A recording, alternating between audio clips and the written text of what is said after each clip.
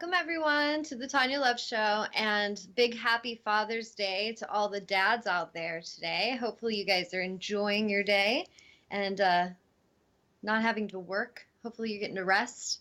Um, Today I was just telling Amnon that what we're gonna be talking about, and it's kind of funny how through this past 2 year journey, I told him I'm kind of turning into a science nerd.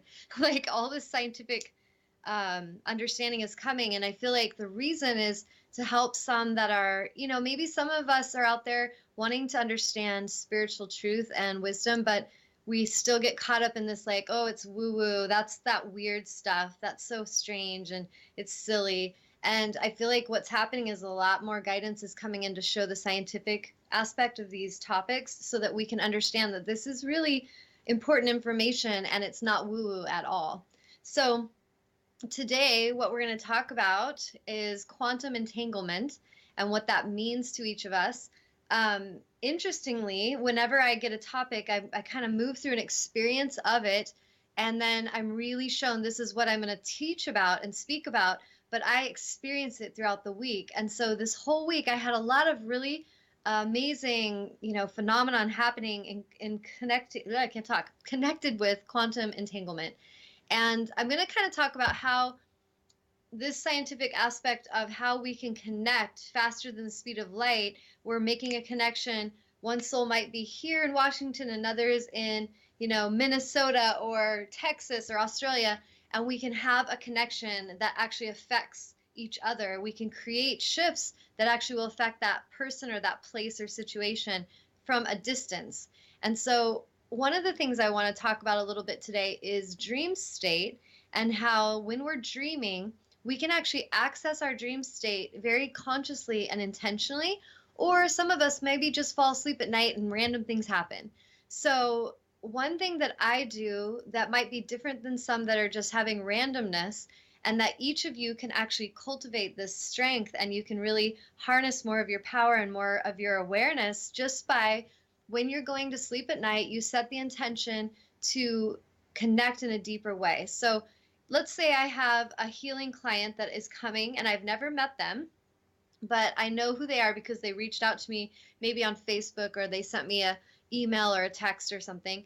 And we made that connection. It's not even like in person, just there's a connection made. And I start tuning into that person right before sleeping.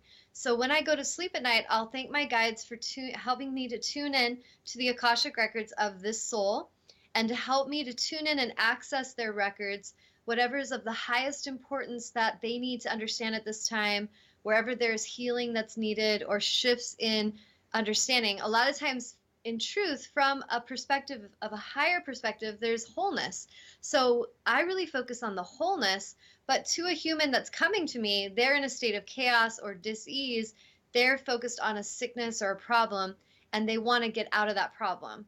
So when we're tuning in, it's tuning into that energy field of all the wisdom and knowledge of that soul and helping us to access the wisdom that will help them, in essence, jump back into their alignment. How do they take that quantum leap back into their physical wholeness rather than be focused on the physical dis-ease or problem?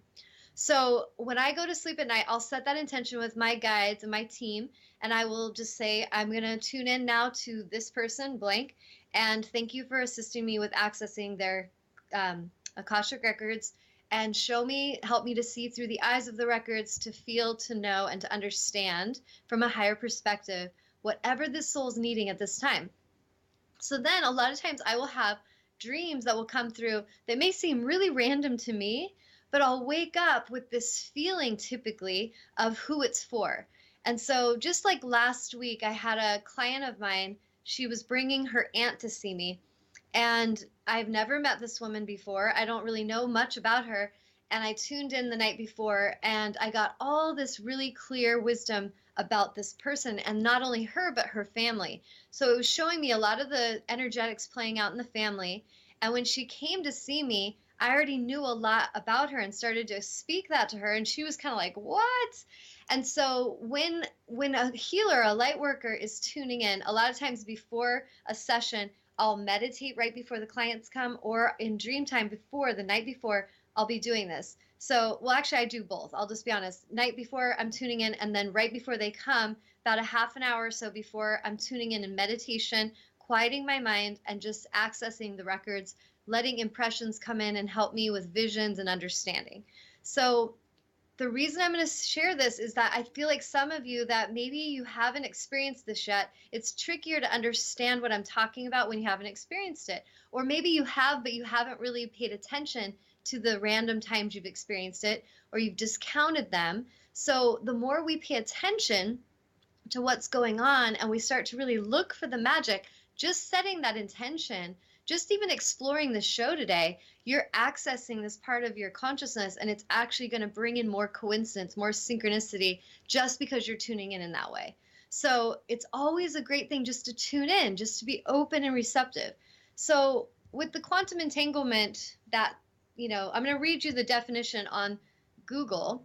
Is quantum entanglement is a physical phenomenon that occurs when pairs or groups of particles are generated or interact in ways such that the quantum state of each particle cannot be described independently. Instead, a quantum state must be described for the system as a whole. And so when there's quantum entanglement, there's a theory that I read in the holograph, was it? Actually, no, it was in Pam Grout's E Squared, which I've been talking about her book. What's amazing is today I came home and I told Will, I need to just have a little time for research because my guides are telling me I need to read some stuff that they're going to help me with for the show. I didn't even know what I was going to read. I just knew I needed some time for that. And he's like, okay. So I walk over into my room, and I have had this book and I've read many things to you guys from it, but I haven't read the whole book. And today I just get guided to get that book and to open it up. I open up to this page 129, and it's experiment number 8. Called the 101 Dalmatians Principle, and it's you are connected to everything and everyone else in the universe. So this page that I literally opened up to is talking about quantum entanglement. I shit you not. And that just blew my mind. So I'm going to read a little bit about her way that she shares it, and then we're going to kind of bounce back and forth between how this stuff applies as a light worker and how we're affecting each other. And when I say light worker, it doesn't mean you're a professional healer. Like, I choose to have my profession be in the, realm of healing, but I'm a light worker regardless, whether I'm helping my pet or whether I'm taking care of my kids or whether I am doing a healing session. So each of us, when we tune in and we realize we're assistants of the light, we're all one. When we start to access this consciousness, we start to really strengthen our gifts, and a lot more magic starts to happen. So when I say light worker, I'm talking about all of us. We all can do this. It's just, are we all tuning in? That's really the difference. So it says, in this experiment, you'll prove that you are interconnected with everyone and everything through an invisible field of intelligence and energy. In quantum speak, this lattice of connections is called non-locality.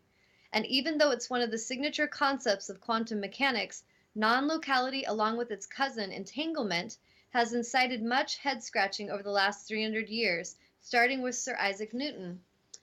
He considered what he called an action at a distance ludicrous, despite the fact that his own theory of gravity had proposed just such a phenomenon. To be brief, non-locality is when two particles behave synchronously, I was trying to say, Will, how do I say that word? With no intermediary. But it doesn't make logical sense, right? If you want to move, say, an abandoned shoe in the middle of the floor, you're going to have to touch the shoe or touch a broom that touches the shoe or instruct your 5-year-old or the one who left it there to pick it up via vibrations through the air to his ear. Things can only affect things that are in the immediate vicinity. There has to be a sequence, a chain of events. We believe that we can only alter things that we can touch. And I feel that that is a really big part of the old paradigm of 3D reality, is we believe you have to touch it to change it. You have to actually make a physical connection with it. I am here to totally mirror to you all that no, you don't. The way that I and Spirit are able to assist a soul in Minnesota, in Texas, in San Diego, the way that we can tune in and to read that human's energy field and to tune in and access what's going on in their body and actually affect the energetics of their body to where they feel tingles, they feel like they're out of their body, they're in deep meditation, they feel shifts, they feel healing happen. This is the stuff that I am a part of. This is what I'm helping Spirit with. So when we're doing that, we are tuning into that energy field at a remote position, but we are connecting to that soul at an energetic level. And so the energetic connection creates an entanglement, it creates a connection that can create shifts in either frequency, either one of the fields. So, one of the things as a healer that I'm conscious of is that when I'm connecting, I am tuning in, I'm letting the energy touch me to bring me understanding and awareness, but I'm not letting it stay here to where it's like about healthy boundaries. So it can connect with me, it can touch me, but I'm not letting it change me in a negative way. And I say that because so many healers, whether it's massage therapists or you see nurses that really start to have issues with their health, and it's because they're in that nurturing mode and they're making connections with all these people with different issues going on, and they're not having those clear boundaries energetically. So they're taking on their pain, they're taking on their stuff. This is not empowering, and this is not a healthy path for the human doing that, or for the one that they're trying to take it off of. So when we're tuning in, we want to make sure that that healthy boundary is there, and we're tuning in and letting it touch us with awareness, and then it's released. So every time I do a healing session, I make sure I surround that being in love and light. It's all energetic. And then I release them back to their source, thank source for its assistance, and then I let go of the connection. But here's the entanglement part. Every single client that I have connected with, and even people I have never met, I will have dreams about them, sometimes randomly. It seems random. And I will just go, huh, that's interesting. What's that dream coming through for? And then I'll send a text to the person, hey, I had this interesting dream. It made me think of you, and here's what happened. Every single time I do this, that person will then get back to me later in the day or maybe right away. And they're just like, holy crap, Tanya, how do you know that? Like, this is what's going on in my life situation. And they'll start explaining things and how synchronistic, or what they call how random that is, or how much of a coincidence that is, that I understand is a synchronistic connection. And that is spirit showing we've made a connection. And now spirits, and then in a sense, I see it as their soul is calling back in that help and that support without them talking to me. They may not even be logically realizing they need the help and support, so they don't even know to reach out or pick up the phone, but soul to soul, we're having a conversation. So I feel like in dream state, a lot of us are having soul conversations. Even when we're not talking, we're talking. So there's a lot of communication going on, even when no one's speaking. And the entanglement part, one of the things I read that I disagree with, and I think it's because this is part of where we're evolving to. So I'm just going to continue to read what she says in here. Let's see. So back to, like, we believe that we can only alter things that we can touch, which is not true, but that is an old belief system. So this is not the case. We've now got demonstratively more accurate model that proves that one object, without being anywhere near a second object, can absolutely influence the second object. Unfortunately, most of us still persist in hanging on to the old chain of events worldview, even though physics has demonstrated time and time again that once an atom has been in a proximity of another atom, it will be influenced or entangled by that atom no matter how far away it travels. So this is kind of like, when we think of people who we've loved and they've left us, or a pet, a beloved pet passes on, and no matter how distant it seems they are, we feel them with us at times. This is because they are. That entanglement has happened at an atomic level, at an energetic level. And so in consciousness, the oneness is in the consciousness. Like in the movie Avatar, where it's talking about Awa, like all energy is borrowed and must be returned back to Awa. In a sense, think of that as the big collective soup. And in the end of our carnation, we let our body fall and our consciousness will go back into that ocean. But we are forever connected and entangled with the souls we've connected with. So I feel like the more we come around, the more we're making more connections, it creates more expansion in the evolution of our soul, who we connect with, how we affect each other. So this is pretty big stuff, something to just kind of process, but it's pretty amazing to me. And it shows how this is kind of the tricky part. So in here, it's saying that once it connects, so I'm trying to see whose theory. One of the guys said if somebody touches, like they literally shake hands. Where did I read that? So anyway, somewhere in, okay, the butterfly effect. Let's see here. See, I'm jumping around because I read a bunch of this afternoon. So anyhow, one of these scientists in here has a belief that they said that once you shake the hands with someone, then you are forever. Actually, I know why. I just got it hit.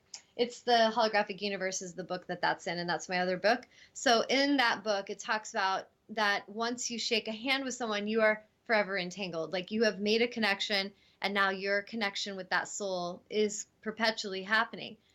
I feel like it doesn't even need to have a handshake. So like I had a client recently who her grandmother was really ill, and this client and I have been working together a lot, and she's had a lot of healing interaction with me, and we've done a lot of mentorship, but I've never met her grandma. I don't know anything about her grandma. I just know she's sick because she mentioned her and said that to please send love and prayers. So I said, I would love to tune in if you'd like, and I will tune in and see what's going on with her, and I offer that from my heart if you'd like the help. And she's like, sure, I'd love that. So I tune in, I start reading all this information going on in her body. She has like ulcer. She's really not doing well. Her body's incredibly weak. And I start kind of typing all these messages back to my client. And she's just like, oh my gosh, yes, this is all happening. And this is exactly what's going down. So she starts checking in to get confirmation of everything. So when that's happening, I've never even met that soul. In fact, I've never even met in person my client. And so this is something that I'm trying to show you, that it's beyond a handshake. This is about a connection through our soul. It's about a connection through our energy and our intention to just tune in now. And we can do this beyond time and space, because this is part of what we're evolving to understand, that time and space are actually an illusion. So the illusion of time and space is what gets us in trouble. We get in this 3D reality and we think everything moves in a certain way, and there's these rules and regulations of how it works. But when we get beyond the rule system, we get into more of a galactic perspective, a universal mind, we see that everything's happening simultaneously now, and that there is no time and space. There is no separation. So what will really blow your mind is in the Holographic Universe. If you remember me mentioning this book, which is an amazing book, in this one, they talk about not only, with what I was just sharing with you of how we can affect people in the now, this talks about how we can go in and affect the past. So one of the things I was going to read really quickly is there's a kind of like a test that they did with a group of people, that they're basically doing kind of like past life regression, but they're tuning in and doing more of a future life regression, which is a completely different approach with that. So this woman's doing this test with these clients, and she tested over 2,500 people participated in this project. And basically in the end of it, there were different groups that came out of it. There was four different groups that had four different futures. So some of the futures were like after some kind of apocalyptic event and like what they were living like. Some of the groups were not even in body. They had left their body and something had happened to where they weren't even here in physical. Some of them were actually surviving post, some kind of disaster, and they had actually learned to live off the land and kind of come back into their balance. And another group were living in this very beautiful high vibrational reality where it was blissful. It was like utopia. So this is people that are all being tested through this kind of like a hypnotic experience, but all different future outcomes. Now, when I talk about holographic leaping, the reason that's important to any of us, even if we're not science nerds, is that when we're focusing on our thoughts, feelings, and emotions, we are creating a future event or a future reality. So if too many of us are caught up in that old paradigm of you got to touch it to affect it, then we're really kind of like dinosaurs in an evolving universe. We're going to totally extinct ourselves in that kind of understanding. So if we can move forward and we can shake off the old limitation, we can start to see that our thoughts, our feelings, and our emotions are in essence creating our future. So why is that important to any of us? Well, it's important because each of us are participating in a collective shift. Each one of us are participating in either, group 1, 2, 3, or 4. Where are we going? Where is it that we feel the world is going? If we keep preaching about the world's going to hell in a handbasket and it's, everything's terrible and it's doom and gloom and apocalypse, the end of times are coming, I can tell you where those people are headed because they're consciously putting out energy into the field of that kind of an outcome. Now, does that mean that's where we're all going? No. So, what we want to be conscious of is each of us being very aware of what we're thinking about, what we're feeling about, and what we're calling forth, what we're expecting in the future. Because if we're not being conscious of that, then we're unconsciously participating anyway. So, if some of us, like right now, there's the whole political thing going on, and there's all this, stuff in the media, and a lot of it I feel is very synchronous, strategically being done to get everyone hooked, to get them fearful, to get them distracted from the true issues that are going on politically. And if we don't take our awareness back and we don't really become conscious of our thoughts, our feelings, and our emotions about our future, then we start to unconsciously enable a future system to be birthed through our unconscious thinking. So it's really important stuff. And it's not just about casting a vote when it comes time to vote for a president. This is about, what am I thinking about, and what am I feeling about, and what am I dreaming and bringing about as an individual. And as each individual is being conscious of that, we collectively are creating really fast quantum shifts in our experience. I hope that makes sense. I'm going to pause for a second and see if anybody's got any questions or comments, because I've been rattling on for 22 minutes. Anything? No, there are no questions. No. Okay, so if you guys want to write a question, go chat, type into the live chat, type your name. If anyone wants to call in, 919-518-9773. If you want to be brave and courageous and call in, I encourage that. Okay, so I was just telling you how basically our thoughts, feelings, emotions can create a future. So that's kind of the unforeseen, the untold story. We don't really know. I love the movie Star Wars, and we were watching Star Wars, like we've been doing like Star Wars marathon lately. And I just love it because I'm just like, oh, this is so powerful stuff. It's like so what we're moving through. And the movie we just were watching, I think the Attack of the Clones or whatever, and it's all this, destruction in the very Senate, and how, there's just corruption, and everyone needs to really see truth because they're being persuaded, but it's an illusion. They're really not seeing the truth of who the Dark One is. And this is what I feel like it's so timely that we would just be guided to watch that film, because in our current society, this is happening, and we've got to be very mindful. So if, let's say you're a Bernie Sanders fan and you're just like, I just love how that man is all about peace and love, and he really wants to create a different planet and a different experience, a different America. And some of the people will see him and be like, oh, what a hippie. Like, how's that even possible? We need to protect our guns, and we need to make sure that we're safe and no one takes our weapons. And then there's someone that's like, coming along, and they're just like totally wanting to basically control the country, to shut out anyone who's not from the white nation. I don't know, that's the way I see it, but they just want to shut it out. Let's create a wall, let's block everybody, let's get rid of everyone who's not from here. First of all, if that's the case, get everyone the fuck out of here, because the Native Americans deserve their country back. That's the way I look at that. So if we're really going to be here in this country, and we want to really be on a planet where we're cultivating oneness and love, we want to really be aware and awake to what we're choosing to create that new evolution. So my reason for saying that is, let's say some things are going on in the media and they're getting our attention hooked into fear. Now we're getting kind of nervous and anxious, and what we were focused on was love and what we wanted, but now we're nervous and we're anxious, and we're like, oh God, now who do I choose between the lesser of the evils? Do I choose this person or this person? And they both seem out of alignment. Let's choose none of them. Let's choose neither of them. Here's where, if you guys watch the movie Bug's Life, where we have the opportunity to take our country back.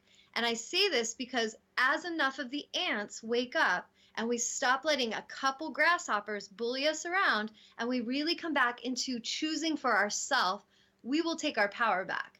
But right now, if we keep believing, okay, they've taken away our choices, and now we can only choose, Diet Coke or Coca-Cola, and I don't want either one, but I guess I'll take diet. This is where we've got to pay attention. We are not limited by our choices just because someone else tells us that. So a big part of this illusion is that we are believing that we're limited. We're believing that we only have two choices. No, you don't. You can choose to put your vote in, place what you really feel in your heart is coming from love. And I encourage you every moment of your life and the rest of your existence to make your choices from love, not from fear. Even if love seems crazy, if everybody around you says, oh, I'm choosing this one, and you're like, my heart says to write this person in, and I'm focusing because that is who I feel would be an aligned leader, do that. Listen to your inner guidance. And if enough of us are doing that, we're going to shake the system. We're going to change the rules. And it's damn time. It is time for us to change the rules, because the rules are completely enslaving. And it's basically it's giving you all the feeling that you have no power. So we want to get into that feeling of love again, that feeling of oneness, and realize that we energetically, individually have the power to shift the future, and collectively we'll do it powerfully. But it's going to take each of us taking our power back to realize, wait, I actually have choices. My choices have not been limited. It's kind of like you went for a job interview, and this one company offers you a job and another company offers you a job. You've gone to 2 interviews, and neither job feels right to you. Or you know what I'm saying? Like, you go to the interview and you're like, yeah, well, I'm getting 2 offers, but neither of them really feel right to my heart. But then this is what a lot of people do. Oh, I guess I'll take that one because they have a better healthcare program, or they have better something. So you justify yourself to make the choice out of fear, saying, oh, there's not enough, there's lack, so I have to choose this one. And you get yourself into a new predicament. The choices are endless and infinite in quantum reality. Like in the quantum physics realm, it's the ocean, the soup of infinite and amazing possibilities. It's infinite. So when we go to those 2 interviews and we don't feel either of them are right, we're like, yeah, this isn't really right for me. I'll just be patient. Something better's coming. That's coming from love. That is getting into our heart space of, nope, we're not going to choose. We're not going to participate in this. If it doesn't feel right, it's not right, and we're not going to put energy into it. So we'll just be patient and realize that patience and trusting in our own wisdom is always the highest path. And that is where we're going to get the guidance to take the most profound action. That's where amazing things are going to shift for us.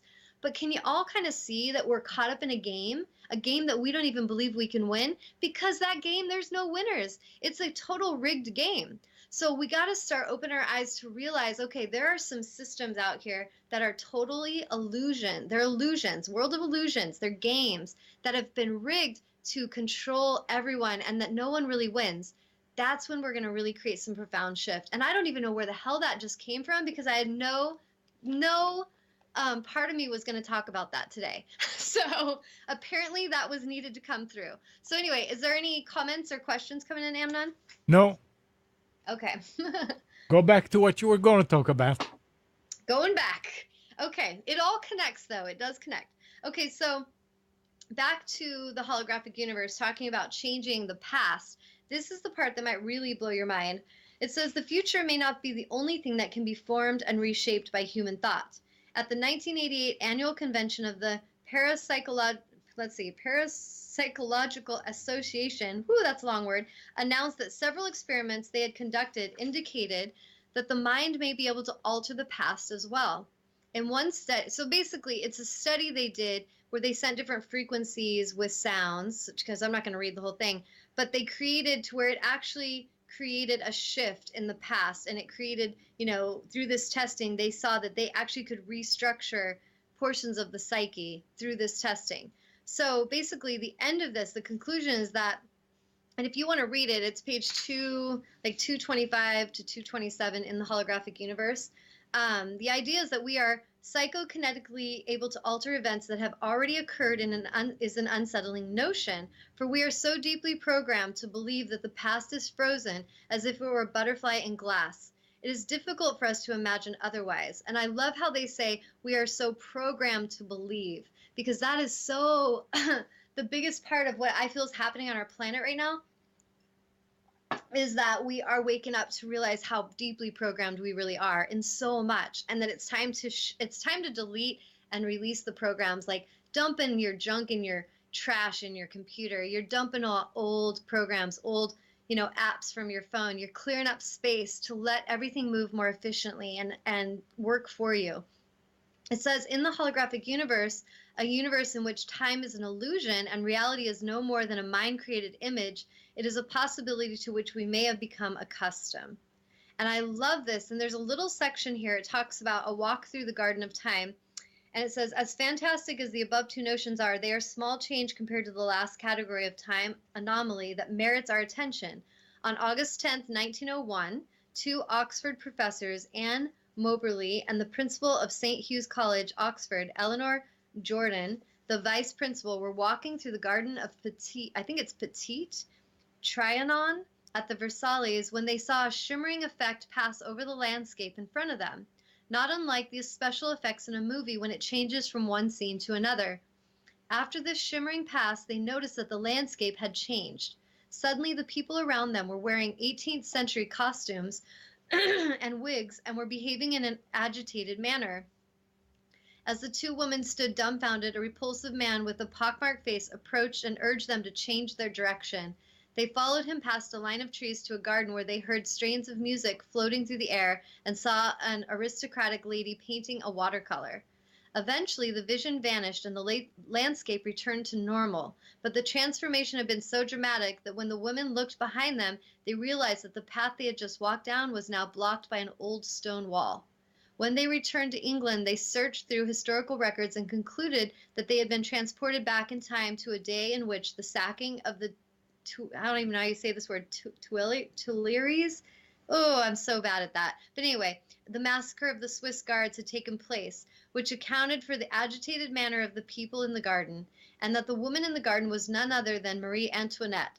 So vivid was the experience that the women filled a book-length manuscript about the occurrence and presented it to the British Society for Psychical Research. So basically, this is kind of like these women had this experience that transported them into the past. Something shifted in their holographic reality. So in a sense, if you guys have not seen the new Alice in Wonderland Through the Looking Glass, I would encourage you to watch that film right now, because in this film, it is totally showing what I just was reading to you, how she moves and goes through the looking glass, and she kind of goes back to try to alter time in the past so that something in the future won't happen in a devastating way. And this is what, I mean, there's people this has happened to, and, you know, it's kind of like once it's happened to these people, we can't always prove it, but they're feeling a big, amazing shift happen, and they want to help people understand it.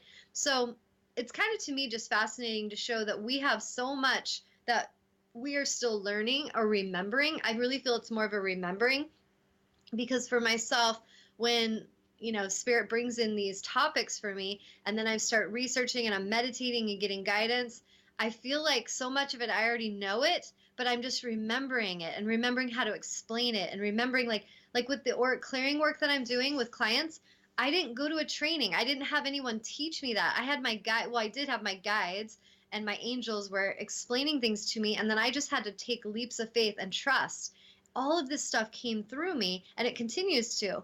So it's like we really have, if we want our lives to be more magical and mystical, we really have to surrender into the mystery and allow that magic to move through us, to work through us, and to realize that we're never alone. We are so supported. We are so connected. There, you know, it's magical, but some of us are still living in that old 3D reality of time, limitation, not enough, fear, and that is a very different reality than what is available. There is infinite amounts of possibilities for us. So that being said, this last thing I was going to read in here, it says access to holographic reality becomes experientially available when one's consciousness is freed from its dependence on the physical body, so long as one remains tied to the body and its sensory modalities.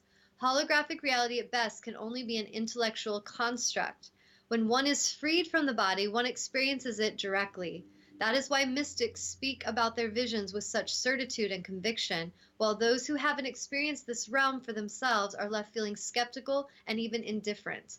And I feel like that's exactly what I was just expressing, is like through, like when I'm doing an auric clearing for a client and I know all these things and I'm able to affect them and help these people from distances, it's so magical, but I have to get into that place where I can clear my mind. And in essence, it's like I leave my body, like I float into another realm of consciousness to tune in and access.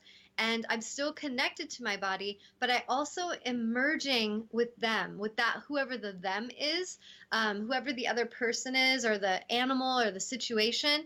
We can blend our essence and our energy there in a way that affects the shift. So one of the things I was going to share, there's a couple, I've had so many things in my life happen, but one of the things that has happened to me that I've helped a lot of my clients understand how they can use their gifts when they get premonitions or they have bad dreams, like something bad's going to happen. Maybe they have dreams of a earthquake or a tsunami or something bad is going to happen to the planet. When that happened to me when I was younger, I used to get afraid and I would be like, oh God, like something bad's going to happen. And that was the level that I went with it. And typically the bad thing would happen. As I got more mature and remembered my power and my gifts connected with nature and how one I am with nature, I started to behave differently when I'd have these dreams. So I want to say it was back in like 2012, around October. I have it in a journal somewhere. I had been dreaming and I woke up sweaty, sat straight up, and was freaked out because I had had a dream where I saw a big wave wipe out Hawaii and all these people were dying. It was terrible and it totally shook me from my sleep. Well, when I sat up, I immediately went into meditation and I started to connect with the elements of nature, and I was connecting with the spirit of water, the spirit of wind, the earth mother herself, tuning into the energy of the earth. And it was kind of the energy experience I felt was that earth was like a mother going to have a baby, like something was about to break free and there was no going back. It's coming. It has to release. And so I requested that earth mother would release as gently as possible. And then I talked to the water and the wind and I asked them, first I informed them that if this happens, what I'm seeing is you are going to create a huge wave and it's going to destroy a lot of life. So I requested that they spread the wave wider. That's all I asked for. Just spread that wave wider so that the water will not take down that island. And then I felt satisfied in that interaction with spirit. And then I felt like I had done my work and I went back to sleep. Well, a couple days later, I woke up again in the morning. And when I was with my ex-husband, he was on his computer and he said, oh my gosh, he's like I guess there was a earthquake in Canada. I want to say it was Canada. And he's like, and the impact of that, the scientists on the internet are kind of baffled because they said it should have created a huge tsunami that should have actually hit Hawaii. And they didn't understand why it didn't happen. And that in truth, what happened was the wave spread longer. And he said that they didn't understand it. And I started to cry. And I knew in my heart and soul that I had assisted with that. Now, maybe I was the only one listening, but I have a feeling there was many. And others of us were also waking up and putting that intention out to assist and protect. So saying this, the reason I'm sharing this stuff about the dream state is that sometimes we are having these experiences so that we will be called in to assist with something bigger. When I'm walking around and I talk about ascension symptoms and I feel like I'm floating out of my body, I feel like lightning storm in my head, I feel exhausted suddenly, it just hits me, I might have heart palpitations. I have learned when that happens, I'm feeling waves of geomagnetic energy hitting the planet or light frequencies are coming in. I feel the heart chakra expansion, the crown's chakra expansion. And I now know when that happens, I go and get still and I lay down and I know nothing in this reality is more important than me going inward and tuning into that energy, letting that energy move through me, asking if there's anything I need to assist with. And sometimes I'll be guided to be doing planetary healing. So I'm assisting in bringing these frequencies into the planet in a more gentle way. So if there's more of us, which I sense there's many of us, but not all of us are knowing what to do, I encourage you to start meditating and asking your guides on how to respond, what you're needing to do, and actually going inward and processing these energies as they come in. Because it's actually, like I was talking about quantum entanglement and how we can affect something without touching it. I know I affected that outcome of that disaster. And I don't need to prove it. I know it in my being.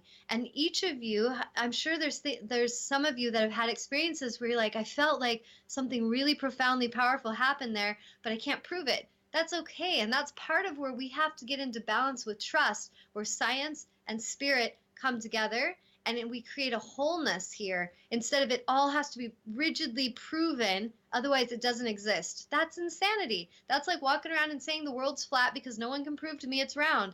And we've done that before. So where we're at now with our evolution is we are seeing through quantum physics, many of us maybe still believe the world's flat. And it's time to realize that there is a much bigger reality to that situation than what you may have once believed. Any questions or comments, or is everyone still just being quiet and listening and thinking, what the heck? Well, Pegasus is asking, is Yeah. releasing cellular memory of the past or focusing on the feeling of your future most impactful with the law of attraction? Okay, read that to me one more time. Is releasing cellular memory of the past or focusing on the feeling of your future most impactful with the law of attraction? Okay, that's a really good question. And I will say they're both incredibly important factors. So when we're feeling like there's a pattern playing out that we don't like and it's come around again, this is a moment. What I tell people, when their life is chaos and it looks like it's just going to hell, they are actually in an amazing position of a great shift. They maybe don't know that because the patterns come back around again and it's shaken them to their core. This is an amazing moment to either on your own do an auric clearing and get some stuff cleared out, or if you don't know how to do that, to call me, and that's what I specialize in. And so when you're having these experiences coming around and they're shaking you and they're past cellular memory that's not serving you anymore, it's really important that we tune in, access what the pattern is, what this energy is, and we can clear it and release it. And that's the work that I assist with. That's the healing work. Now, once we do that clearing aspect, we clear and we create space. And now we want to keep our focal point into the thought, feeling, and emotion of the new reality. So this is where I've been. Let's say I've been broke, I've been sick, I've been, in poverty consciousness for lifetimes. Let's say that's been your situation. But now this soul knows they're ready to clear that pattern. There's enough awareness in them to clear and release old cellular energy, old memories, old patterns. They're ready, they're done, and they want it out. So they come in, they tune in with that conscious awareness and intention. We're releasing all the old. It's like old computer programs being deleted. Now the thought, feeling, and emotion focused on where we're going is the key, because you don't want to be stuck where you were or even where you are. You want to be present and honor where you are, but you want to stay in the thought, feeling, and emotion of where you're headed. So if you're not feeling really healthy in your body, is it good to talk about that a lot and to be in that energy of, negative talk and fearful thinking? No, that's going to keep you there. If we're not feeling great in our body, we want to focus on how we feel gratitude for something. We can feel grateful for what is working in the body, feel grateful for all the love in our life, all the people that are helping, how beautiful life is. We start looking for the focus of the positive and the good. And as we focus there, our thoughts, feelings, and emotions go into feeling good, even though the body's not feeling awesome, and we start to shift our vibrational frequency higher. So the path to evolution, when we want to jump, let's say we have those ammonite seashells and we're in one chamber of that shell, there's a moment where that being wants to pop into the next chamber, and it's going to feel like, a lot of my clients will describe when they call me, Tawnya, I feel like I need a clearing. It's been a while since I've seen you, and I feel like that sensation, like there's a glass roof and I'm pushing on it, and I don't know how to break through it, and I feel like I need to come and work with you.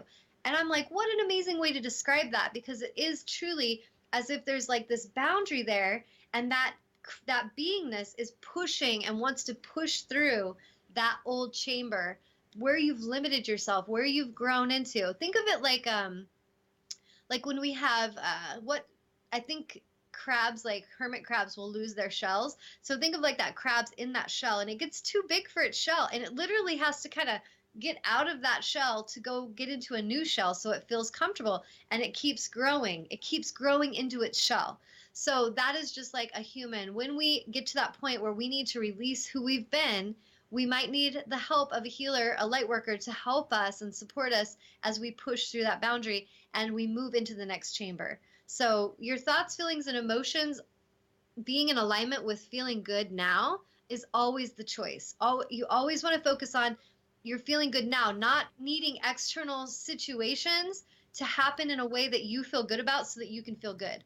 Because when you watch those people, they typically are not happy. They're typically negative and complaining and trying to control their environment because they need everyone to operate in a certain way so they can feel good. And that is not sustainable. We need to get to a place where We can let people do whatever they're going to do. It doesn't mean we tolerate whatever, but we're not going to try to control every external thing in the world so that we'll feel good. We choose to feel good now, and that shifts our reality. It shifts the kinds of energies that will come to us. I hope that explained or answered the question okay. I guess, because he says, thank you, Tawnya. Okay. Is there anybody else writing in? Nope. Come on, people. Talk to me. I like it when you talk to me. Okay, let's come back to Pam Grout's book and see what other magic she has. Let's see here. What else was I going to read to you guys?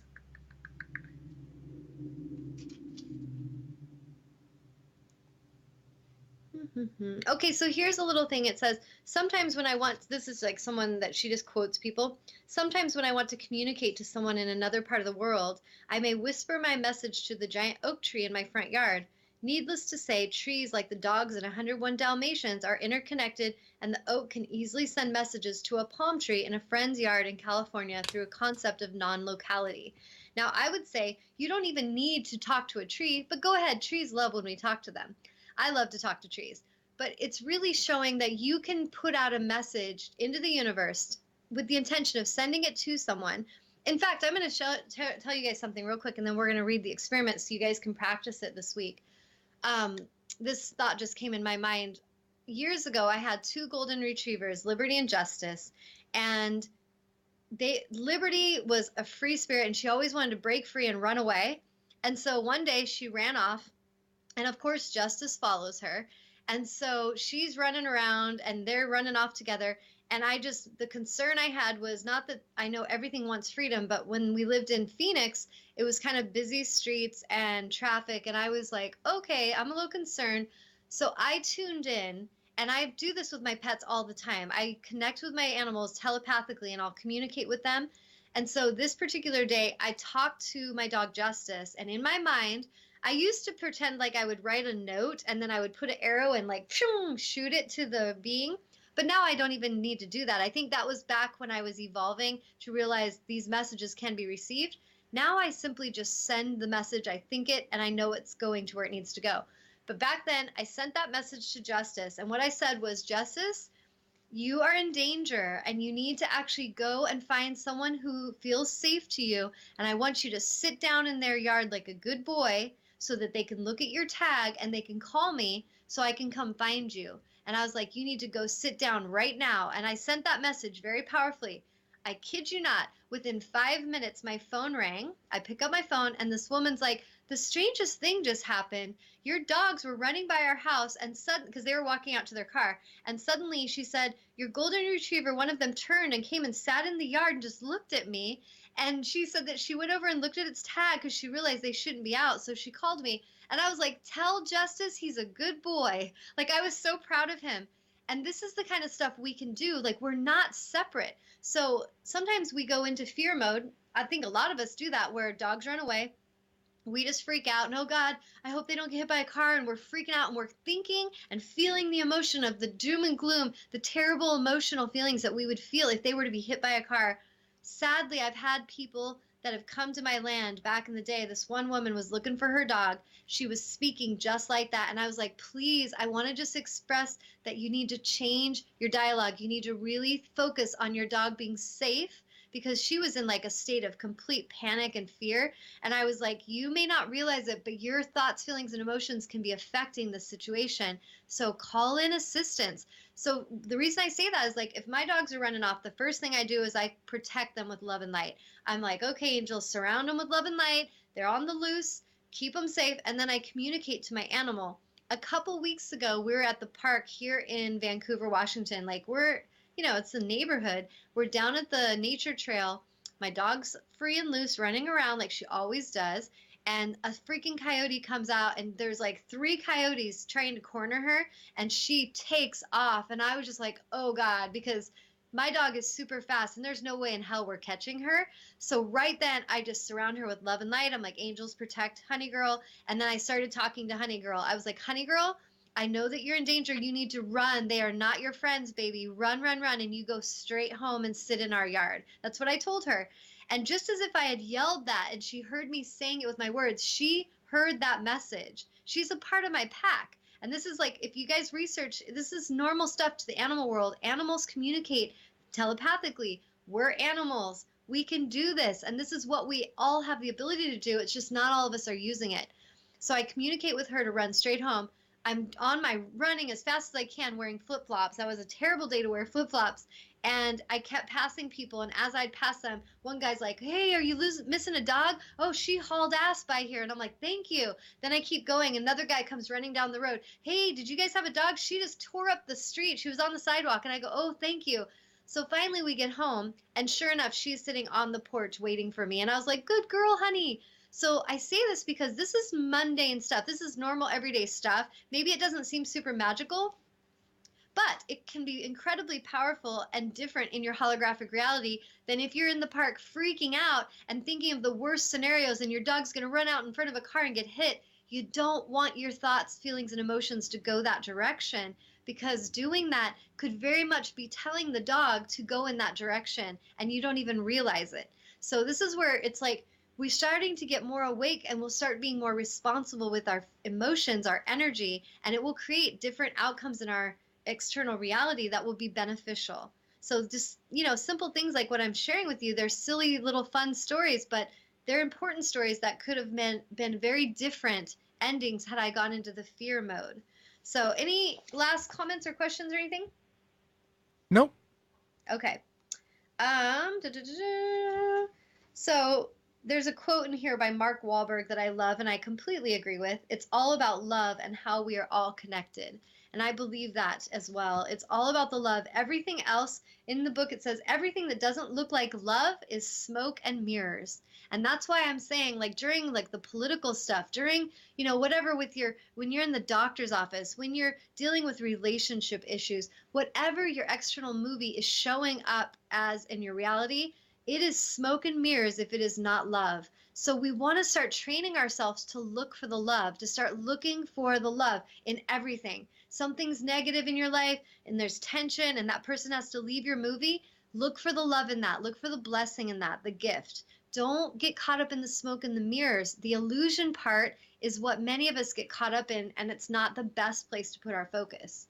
Let's see. Swiss psychiatrist Carl Jung called events that, like I've been talking about synchronicity, he called these events synchronicity, the simultaneous occurrence of two meaningful but not casually connected events. Some people view coincidences like these as amusing anomalies spit out by the random event generator, arguing that it's only inevitable that events will match up. So in this experiment, what she's basically getting to is that you're going to give yourself permission to suppose that synchronistic events are not the result of the law of averages or outright delusion, but rather valid products of non-locality and entanglement. So basically, you're going to start focusing on the synchronicity and feeling how you are connected to everything and everyone. As Wilson loved to point out, the fabric of the universe doesn't play by human rules. In fact, let's let him explain the theorem of non-locality put forth in the 1960s by theorist John S. Bell. It was Bell's now famous theorem that led to actual experiments that conclusively proved the non-local quantum nature of the world. Bell's theorem is highly technical, but in ordinary language it amounts to this. There are no isolated systems. Every particle in the universe is an instantaneous, faster than light communication with every other particle. The whole system, even the parts that are separated by cosmic distances, function as a whole system. Now, I'm going to say that for a second and just let you kind of process that. But imagine us, like Tawnya Love is one cell in a human body. So when we're looking at the micro and the macro, in the microscopic, I am like a cell in the collective universal body. So that maybe doesn't seem that important, but this one cell thriving can greatly affect the other cells around it. Now, let's say I'm a really negative, hateful person, and I believe in negativity and darkness and everything's pain and I'm spewing venom all day long. That is the equivalent of that human is being a cancerous cell in the collective body. So each of these humans have an ability to greatly affect and entangle the cells around them. They can either lift them up and create a shift, or they can take them down and drag them down and create that kind of a shift. So if we think of ourselves as a part of a collective universal body, it kind of makes sense. All the cells in the human body are communicating with each other. So in the universe, all the cells of the universe are communicating with each other. There is no separation. And so some of us think we're, all separate and distant, but there is a very important conversation going on. And sometimes it's kind of like in the body when some people's bodies get sick. 555.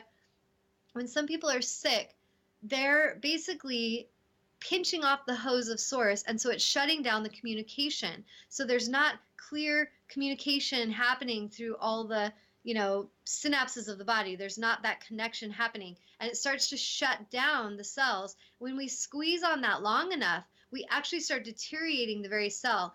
In Greg Braden's documentary that I mentioned before called The Science of Miracles, he literally shows how that happening, that pinching, that constriction feeling happening long enough, and that is like a human mind that's in fear, doom, gloom, not enough, poverty consciousness. It's squeezing on that DNA strand until it actually is destroying it. So this is like stuff that each of us have so much power in our movie, in our own body, in our own mind, in our own, reality. And in essence, what's going to happen and why we're so getting excited and why souls like mine are getting so excited about sharing this with all of you. I am like one of the cells in the body that's like the cheerleader cell. And I'm just like, hey guys, we are going to thrive. And I'm going to tell you how, because I know a lot of you have been pinched off for a while and that you feel like you're nothing and that, it's just going to be doom and gloom. But I'm here to invigorate you. I'm here to recharge you, get you back online, because this collective, cosmic, universal body wants you to thrive. It needs you to thrive. Does that make sense? And so if we really look at it from that perspective, it's like we are all here to thrive, and us choosing to feel good and to put out nothing but good, positive energy is creating a positive shift in the collective body. Does that make sense? Come on, give me some feedback. Anybody? Everyone's so quiet today. It must be Father's Day. Everyone's like passed out, or you guys are all drinking. I'm just kidding. Okay, so the last thing I was going to read, let's see if I have time. The last little quick thing was in 1972, which I think is interesting because that's my birth year. There at an annual convention of the American Association of Advancement of Science, a meteorologist named Edward Lorenz introduced a brand new term to the American vernacular, the butterfly effect. Was his observation that an effect as seemingly insignificant as the flapping of a butterfly's wings in Brazil could set off a hurricane in Texas. And I would say the counter to that is as seemingly insignificant as Tawnya Love sitting in her bed, putting out a vibration of love and protection for Hawaii could affect a shift and clear a possible devastation that could have happened there. This is where we want to start really recognizing our oneness with nature and that we are powerful, friends. We are not small. And I feel like, in essence, my mission, my soul mission that fuels me daily is to help everyone who's open, ready, and receptive to wake up and take your power back, to get back online, to start vibing out your good energy and get the cells of this body at the highest level possible, and to realize that we are all in this together and that we have such a potential to create such beauty in the future, but we have to all open our minds to that. We've got to shake off this old program. We got to get ourselves awake and stop being caught up in the illusion of the smoke and the smoke and mirrors. Yes, that's what it was. So on that note, it's like 5:59 and I'm going to leave at that and realize that it is love, my friends, that is the highest calling, and that love is the only reality. And I am encouraging you each to love yourselves deeply, passionately, and infinitely. Become your best friend to yourself, and then start to emit that frequency of love and light to everyone you meet. When something's going on in the world, send love to it. Somebody, is negative, bathe them in love. Something's not working out, just send love, and let that be your constant choice, is to emit love. And let's watch how amazingly powerful we all are together in this collective body. So thank you guys for joining me. And next week we will not have a live show because it's going to be 4th of July. Wait, is next week 4th of July? It's not, is it? Nope. Okay, I lie. We will have a show next week, but July, I want to say is July 3rd Sunday? Is that correct? I'm looking, and okay. It is, yes. Okay, so July 3rd, there will not be a live show, just to give you guys a heads up. because I will be at a family reunion, Independence Day camp out. So you guys have fun and watch some of the older shows. Go on Tawnya Love and follow me and watch 2 years worth of shows to your heart's content.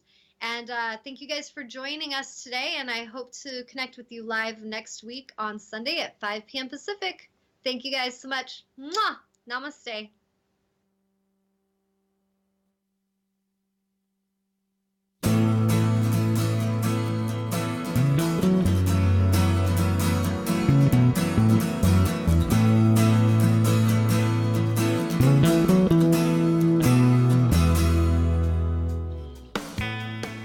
You are tuned to the Nissan Communications Network.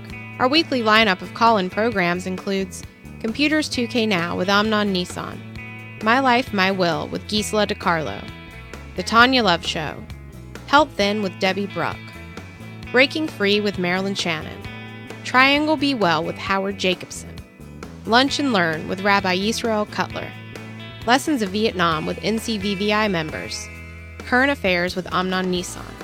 And if you tuned in too late, you can always watch each program in its entirety or download an MP3 audio file of it in the archives section on nissancommunications.com.